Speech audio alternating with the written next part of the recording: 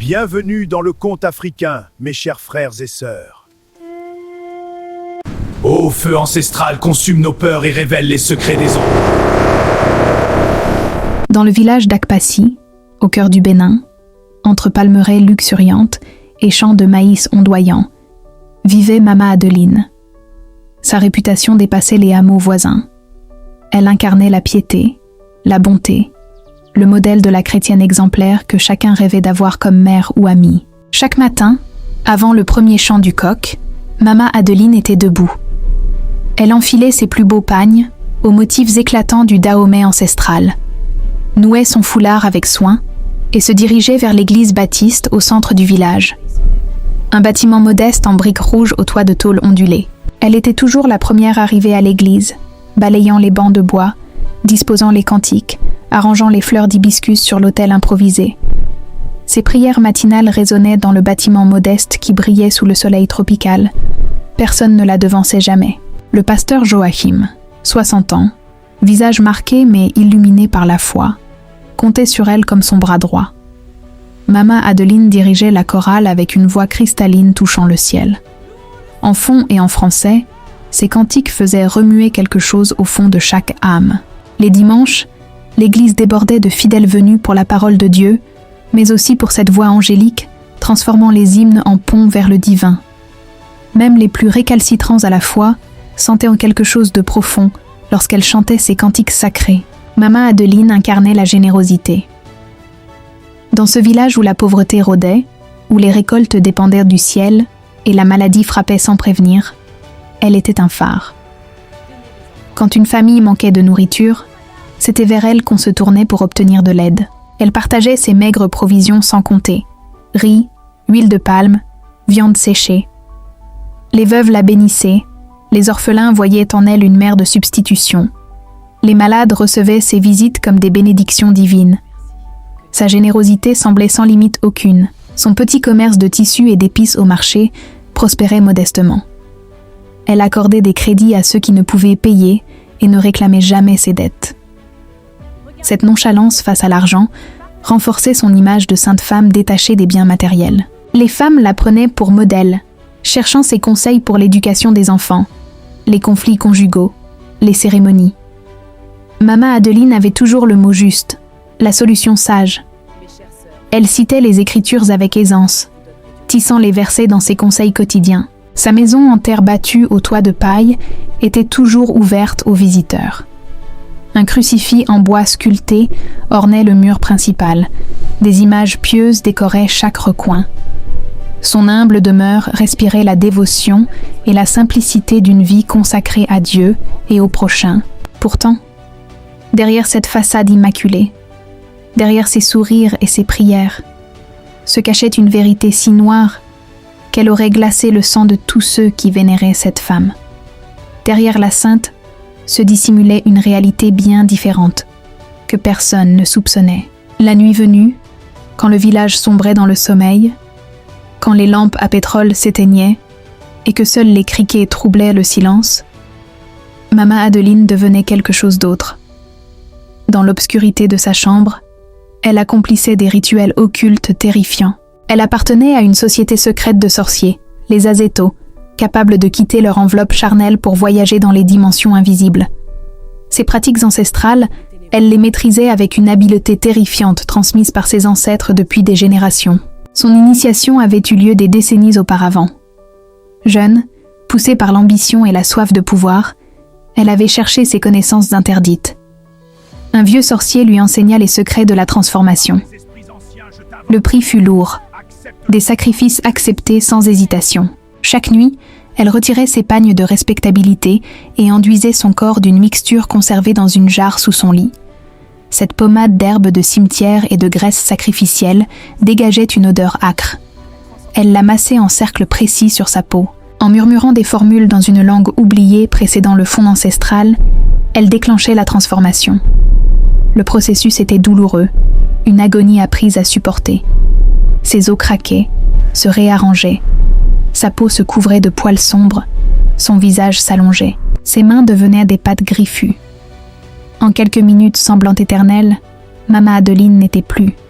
À sa place, Une créature massive entre la hyène et quelque chose de plus ancien, de plus sinistre. Une abomination que la nature elle-même semblait rejeter avec horreur.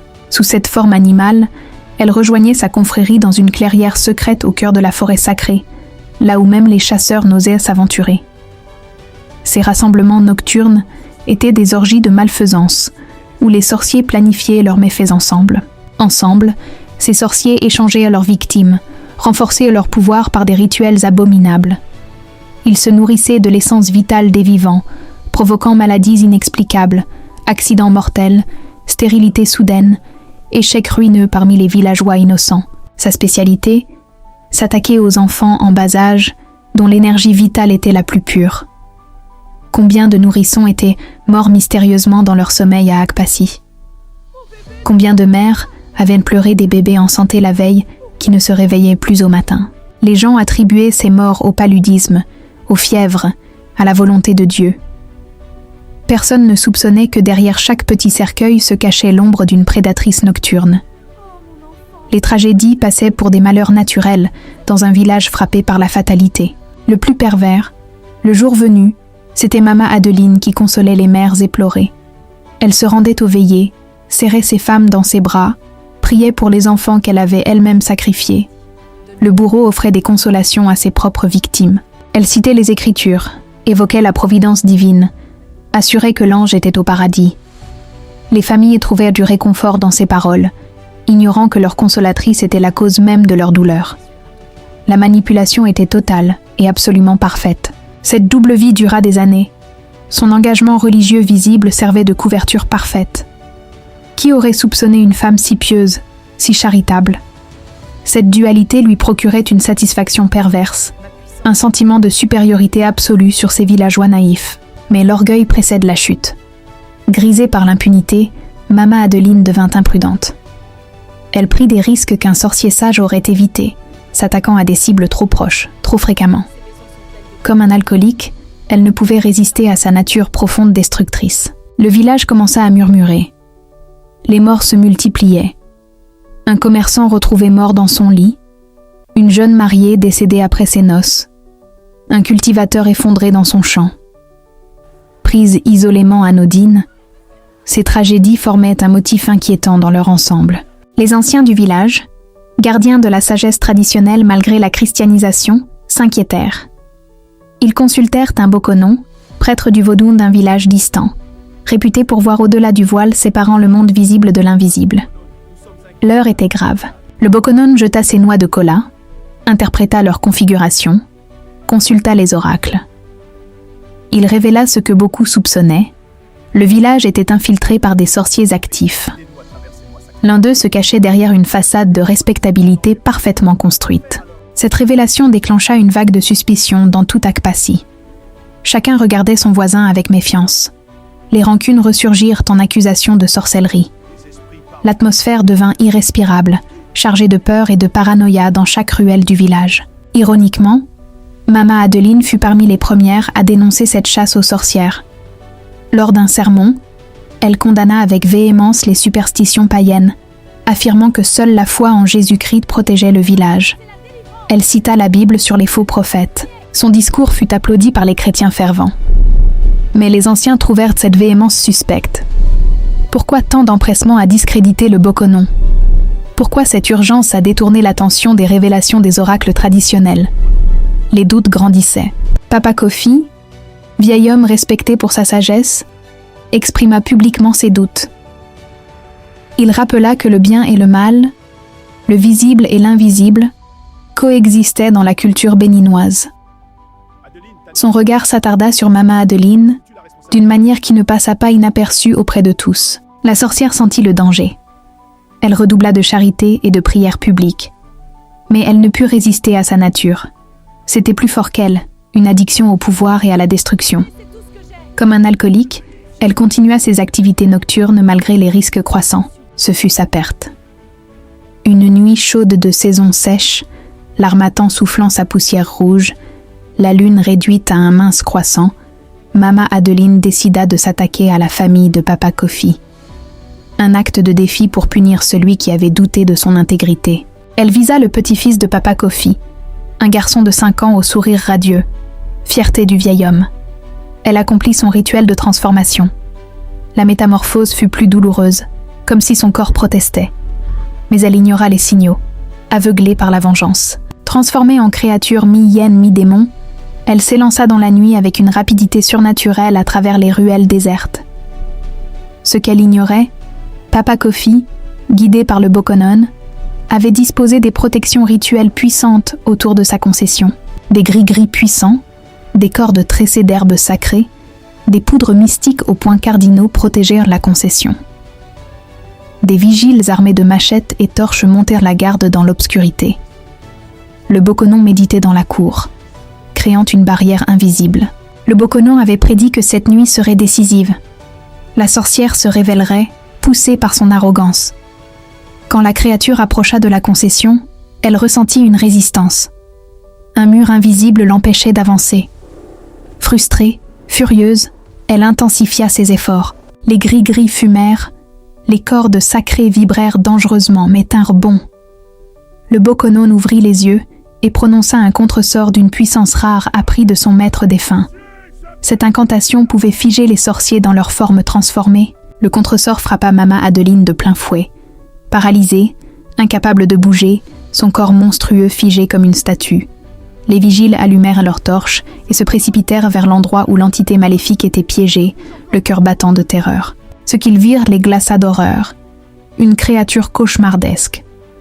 Mais le plus stupéfiant, au cou de l'abomination pendait le collier de perles rouges et blanches que Mama Adeline portait chaque jour, ce bijou qu'elle prétendait tenir de sa défunte mère. Le Bokonon s'approcha lentement, brandissant une amulette protectrice. Il examina la créature paralysée et hocha tristement la tête. Puis il prononça une formule destinée à forcer la transformation inverse, contraignant le sorcier à reprendre sa forme humaine contre sa volonté. Sous les yeux horrifiés des témoins, la créature se métamorphosa. Les poils disparurent, les griffes se rétractèrent, le museau redevint visage humain. En minutes angoissantes, la bête devint femme. Et cette femme était Mama Adeline, nue et terrifiée. Enfin démasquée. Elle était là, vulnérable, le corps luisant de pommade rituelle, les yeux remplis de terreur. Tous les mensonges, toutes les prières, toutes les bonnes actions ne pouvaient plus la protéger. Le silence qui suivit fut assourdissant. Les vigiles reculèrent entre dégoût et incrédulité. Papa Kofi sortit de sa maison, réveillé par le tumulte. Son visage ne montra aucune surprise, seulement une profonde tristesse. Il avait soupçonné la vérité mais espérait se tromper. Il demanda un pagne pour couvrir sa nudité, par respect pour la dignité humaine en général. Le Bokonon libéra partiellement le sort, permettant à Mama Adeline de parler. Sous la puissance des rituels l'empêchant de mentir, elle confessa. Les mots jaillirent comme un fleuve longtemps contenu, charriant toutes les horreurs commises pendant des années de double vie. Elle révéla les noms des enfants tués, les maladies provoquées, les échecs orchestrés. Elle parla de la confrérie, des réunions nocturnes. Certains pleuraient en entendant le nom de leurs proches. D'autres détournèrent le regard. Tous restaient hypnotisés par cette confession dévastatrice. Elle avoua que sa foi chrétienne n'était qu'un masque, ses prières creuses, ses actes de charité calculés. Elle avait rejoint l'Église pour détourner les soupçons. Car qui suspecterait une femme si pieuse ? Cette révélation remit en question la capacité de chacun à discerner le vrai du faux. À l'aube, tout le village était rassemblé autour de la concession de Papa Kofi. La nouvelle s'était répandue comme une traînée de poudre. Les gens arrivaient incrédules, voulant voir de leurs yeux. Les réactions variaient entre choc, colère, dégoût et trahison profonde. Le pasteur Joachim arriva, bouleversé. C'était une crise de foi majeure. Comment avait-il été si aveugle ? Comment cette femme, pilier de son église, l'avait trompé si longtemps ? Il se reprochait de n'avoir pas su discerner les esprits comme le recommandaient les Écritures saintes. La question du châtiment divisa le village. Certains réclamaient la punition traditionnelle radicale. D'autres voulaient un procès moderne. Un troisième groupe suggérait la repentance. Les voix s'élevaient, le débat s'enflammait sous le grand fromager du village. Le Bokonon intervint avec sagesse. Tuer Mama Adeline ne ramènerait pas les victimes. Verser le sang risquait d'attirer des malédictions. Il proposa un rituel de purification et d'exorcisme pour briser définitivement ses pouvoirs, la coupant de ses sources occultes pour toujours. La solution fut acceptée. Pendant 7 jours, Mama Adeline subit des rituels intensifs. Le Bokonon, assisté d'autres prêtres vaudounes, conduisit des cérémonies pour la déconnecter des esprits maléfiques. Elle but des décoctions amères, se baigna dans des rivières sacrées. Elle subit des incantations qui la faisaient hurler, tandis que les entités occultes étaient arrachées de son être. Elle supplia qu'on l'achève, que la mort serait préférable. Le Bokonon persista. Cette souffrance était le prix à payer pour des années de malfaisance impunie. Au 7e jour, quelque chose se brisa en elle définitivement. Son regard de défi devint vide, presque innocent comme celui d'un enfant. Le Bokonon déclara les liens rompus. Elle n'était plus sorcière, mais une femme ordinaire, vidée de tout pouvoir occulte. C'était fini. Mama Adeline fut bannie d'Akpasi. On lui donna de la nourriture pour quelques jours et on la conduisit à la limite du territoire avec l'interdiction de revenir sous peine de mort. Elle partit seule, vieillie de plusieurs décennies, courbée sous le poids de ses crimes. Personne ne sut ce qu'elle devint. Certains l'aperçurent, mendiant dans des villes lointaines. D'autres affirmèrent qu'elle se retira dans un couvent. D'autres qu'elle mourut peu après. La vérité importait peu. Ce qui comptait, la leçon que son histoire laissait au village. Les semaines suivantes furent une profonde réflexion pour la communauté. L'Église connut une crise. Beaucoup remirent en question leur foi. Le pasteur Joachim reconnut humblement que la piété ostentatoire n'était pas un gage de foi authentique et repensa son approche. Il enseigna que la vraie spiritualité se reconnaît à la cohérence entre parole et acte, à la sincérité du cœur. Il citait Jésus sur les sépulcres blanchis, beaux dehors mais remplis d'ossements. L'église d'Akpasi apprit l'humilité au prix de la douleur et de la trahison. Les anciens virent leur position renforcée. Papa Kofi devint plus respecté encore. Le dialogue entre tradition ancestrale et christianisme s'enrichit. Plutôt que se rejeter, les deux systèmes de croyance apprirent à coexister, chacun offrant des perspectives complémentaires. Le Bokonon fut invité à rester comme conseiller spirituel. Il travailla avec le pasteur Joachim dans une harmonie impensable auparavant. Ensemble, ils développèrent une approche holistique, honorant les enseignements du Christ et la sagesse ancestrale béninoise unifiée. Les habitants devinrent plus vigilants mais aussi plus humbles. Ils apprirent à ne pas juger sur les apparences, à se méfier de la vertu trop ostentatoire. Le vrai bien ne cherche pas la reconnaissance. Il se fait discrètement, sans fanfare. Chaque être porte une dualité en lui. Les mères enseignèrent à leurs enfants une nouvelle sagesse à travers l'histoire de Mama Adeline. Non pour terrifier, mais pour apprendre à regarder au-delà des surfaces. Le vrai caractère se révèle dans les choix faits quand personne ne regarde, dans l'honnêteté sans public. Papa Kofi, dans ces dernières années, racontait l'histoire lors des rassemblements. Il insistait toujours. Le vrai mal n'est pas dans les rituels sombres, mais dans la duplicité. Présenter une façade vertueuse en cultivant la noirceur. Cette duplicité prend 1000 formes ordinaires. Des années plus tard, une jeune femme nommée Élodie arriva à Akpasi, débordante de zèle religieux, ressemblant étrangement à Mama Adeline jeune. Mais les villageois ne tombèrent pas dans l'admiration aveugle. Ils l'accueillirent avec bienveillance et sage réserve mesurée. Ils observèrent non ses actions publiques, mais les détails révélateurs. Comment elle réagissait, quand personne ne regardait, comment elle traitait ceux qui ne pouvaient rien offrir en retour. Au fil du temps, Élodie prouva son authenticité. Sa bonté était réelle, pas une façade. Elle devint respectée, mais jamais vénérée excessivement. Les villageois avaient appris que même les vertueux restent humains imparfaits, méritant le respect, pas l'idolâtrie. L'Église changea aussi. Leadership partagé, transparence, cohérence entre foi professée et vie quotidienne. Le souvenir de Mama Adeline servit de vaccin contre la naïveté, mais aussi contre le cynisme. L'histoire enseignait la prudence face aux apparences trompeuses et l'importance de cultiver une véritable intégrité. aligner intérieur et extérieur, vivre selon ses valeurs authentiquement. Les nouvelles générations grandirent avec cette histoire. L'enfant tenté de tricher se rappelait Mama Adeline. Le commerçant tenté de frauder choisissait l'honnêteté. Le leader tenté d'abuser du pouvoir se rappelait la sorcière démasquée. L'ombre de l'histoire rappelait chacun à l'ordre. Le mal de Mama Adeline, aussi horrible fut-il, devint un enseignement durable. Son histoire devint un miroir pour examiner sa propre vie. La leçon, les apparences trompent, mais plutôt que la méfiance perpétuelle, cultivons l'intégrité où masque et visage ne font qu'un.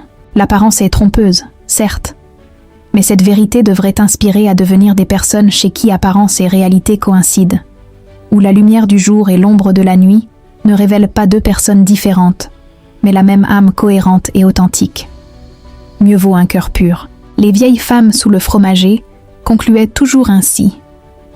Celui qui porte deux visages finit démasqué, car la vérité, comme l'huile, remonte toujours à la surface.